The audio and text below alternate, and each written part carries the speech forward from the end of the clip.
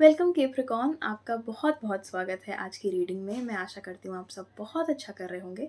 तो आज का ये जो वीडियो है वो है 23 मार्च से लेके 30 मार्च के बीच में आप लोगों के लिए क्या प्रेडिक्शंस हैं, आप लोग क्या एक्सपेक्ट कर सकते हैं इस वीक में।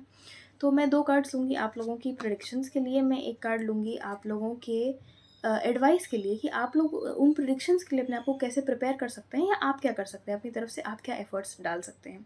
तो रीडिंग स्टार्ट करने से पहले मैं बोलना चाहूँगी कि ये एक जनरल रीडिंग है, इसलिए प्लीज़ उन्हीं मैसेजेस को लीजिएगा जो आपसे रेजोनेट करते हैं। तो बिना किसी देरी के हम स्टार्ट करते हैं और देखते हैं आप लोगों के लिए क्या मैसेजेस हैं।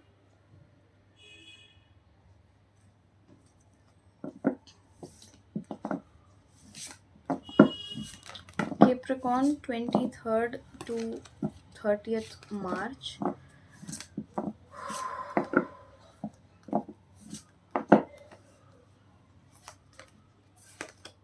Ace of Pentacles,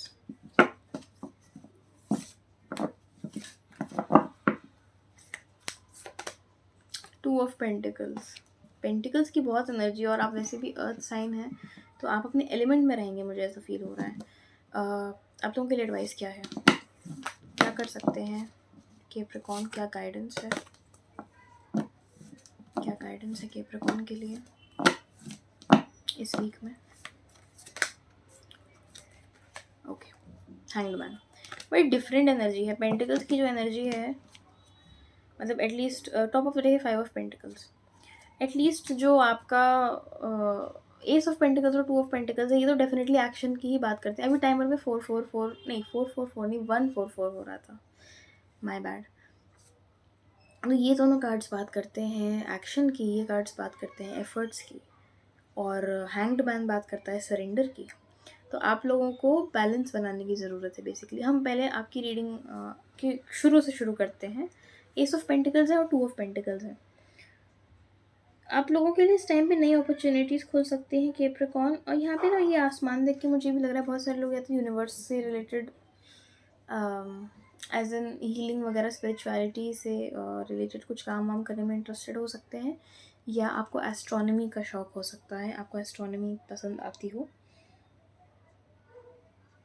अब वैसे कुछ लोग अब काफ़ी लोग स्टार सीड भी अपने आप को उस लेवल से भी रेजोनेट कर सकते हैं, मैं भी करती हूँ।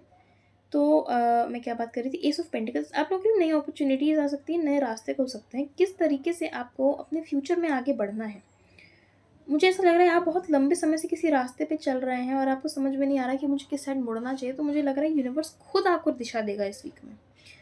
यूनिवर्स की तरफ से खुद आपको मैसेज मिलेगा कि आपको किस तरफ बढ़ना है, क्योंकि यहाँ पे देखिए, यहाँ पे एक रास्ता चल रहा है, ठीक है ना। और यहाँ पे एक बेयर है और वो उसकी आंखों में बहुत रीअश्योरेंस है, मुझे नहीं पता वो आंखें दिख पाएंगी या नहीं, बट उसकी आंखों में है कि तुम मेरी तरफ चलो और मुझे पता है किस तरीके किस रास्ते जाना है, तुम मेरे साथ साथ चलते जाओ तो तुम्हें अपनी जगह मिल जाएगी। तो मुझे यही लग रहा है कि हो सकता है आपको किसी से गाइडेंस मिले या ऐसा कुछ हो, आपको एक दिशा मिले। और एस ऑफ पेंटिकल्स एक वैसे भी नई अपॉर्चुनिटीज़ की बात करता है, ये फाइनेंशियली बहुत अच्छा कार्ड है। ये भी कहता है कि आपके आइडियाज़ में बहुत पोटेंशियल है, अगर आप इनमें एफर्ट डालते हैं तो आपको डेफिनेटली यहाँ पे सिर्फ फाइनेंशियल ग्रोथ ही नहीं, आपको एक वेल राउंडेड ग्रोथ, एक स्टेबिलिटी भी मिलेगी। उसके बाद यहाँ पे 2 ऑफ पेंटिकल्स हैं, आप लोग इस टाइम पे बिजी रह सकते हैं। देखिए कैप्रिकॉर्न, आपकी लाइफ में काफ़ी सारी चीज़ें चल रही हैं और मुझे लग रहा है उसका रीज़न यही है कि अब फाइनली चीज़ें स्पीड पकड़ने वाली हैं। पहले शायद चीज़ें स्लो चल रही थी, अब क्योंकि वो स्पीड पकड़ रही हैं इसलिए आपको भी अपने आप को एकदम ऐसे बकल अप होना पड़ेगा, आपको उस स्पीड को मैच करना पड़ेगा, ठीक है। तो आप हो सकता है 1 से ज़्यादा 2 से ज़्यादा कामों को इस टाइम पे मैनेज कर रहे हो, बट मुझे ये भी लगता है आप बहुत एफर्टलेसली इस चीज़ को मैनेज कर पाएंगे। और मैनेज आप करेंगे तो आपको बहुत अच्छा रिजल्ट भी मिलेगा। देखिए अपने आराम को तो ऑब्वियसली आप प्रायोरिटाइज़ करिएगा ही, बट यहाँ पे है कि आपको चीज़ों को मैनेज करना होगा। मुझे लगता है आप बहुत अच्छे से मैनेज करेंगे, मुझे ऐसा फ़ील हो रहा है इनका चेहरा देख के। चेहरे पे कामनेस बहुत ज़्यादा है, चाहे वो बेयर हो या ये फिगर हो, इन दोनों चेहरों पे कामनेस है। इस पे एक इंट्यूटिव नोइंग है कि मुझे पता है मुझे क्या करना है। अब आपके लिए एडवाइस में था हैंग्ड मैन, और अभी टाइमर पे 444 हुआ है। अगर आप इस रीडिंग को क्लेम करना चाहें तो आप 444 लिख सकते हैं इस कमेंट बॉक्स के अंदर।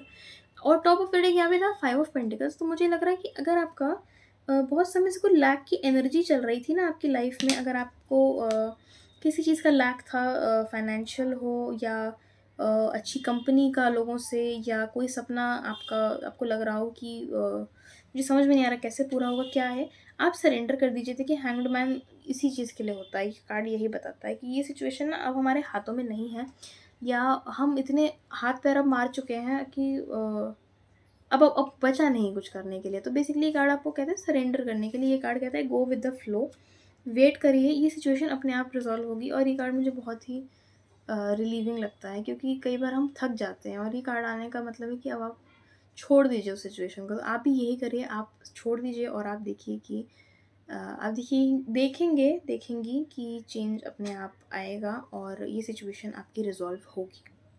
ठीक है, तो ये थे आप लोगों के लिए मैसेजेस कैप्रिकॉर्न। अगर ये रीडिंग आपको पसंद आई हो तो प्लीज़ लाइक करेगा, कमेंट करेगा, शेयर करेगा, सब्सक्राइब करिएगा। टाइमर पे अभी 555 हो रहा है, काफ़ी सिंक्रोनिसिटीज़ हो रही हैं अभी। मैं 3-4 वीडियोज़ जब से रिकॉर्ड किए हैं मैंने, उन सब में बार-बार मुझे रिपीटिंग नंबर्स दिख रहे हैं।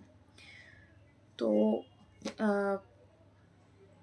अगर रीडिंग पसंद आए तो इस चैनल को सब्सक्राइब भी करिएगा। मैं आपसे मिलती हूँ नेक्स्ट वीक में। Thank you so much for watching.